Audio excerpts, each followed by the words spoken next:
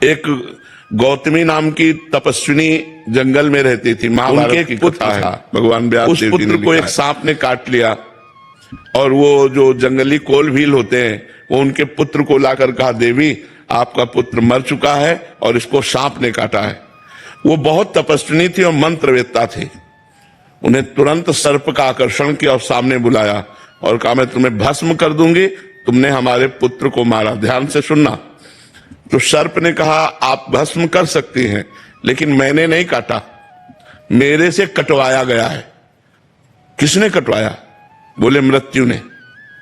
तुम्हारे बालक के ऊपर जो मृत्यु का आक्रमण हुआ उसने मुझे निमित्त बनाकर कटवाया। तो उनकी बात समझ में आ गई, तपस्विनी थी, उन्होंने मृत्यु का आकर्षण किया। मृत्यु से कहा, मैं तुम्हें भस्म कर दूंगी, तुमने बालक को सर्प से कटवाया। उसने कहा, मैंने नहीं कटवाया, काल ने। काल के द्वारा मैं मृत्यु प्रेरित थी और मैं मृत्यु से प्रेरित होकर सर्प ने काटा, मैं तो एक निमित्त। मृत्यु ने कहा, वो तो काल है, काल का आकर्षण किया और काल महाबली भगवान का स्वरूप है। उन्होंने कहा, तुमने हमारे पुत्र को क्यों मृत्यु से प्रेरित करके, सर्प से प्रेरित करके कटवाया? तो काल ने कहा, हमने नहीं किया, तुम्हारे बालक के कर्म ने। कर्म से प्रेरित काल, काल से प्रेरित मृत्यु, मृत्यु से प्रेरित सर्प। घूम के बाद कहा है कि तुम्हारे बालक का कर्म ऐसा था जिससे इसको सर्प ने काटा।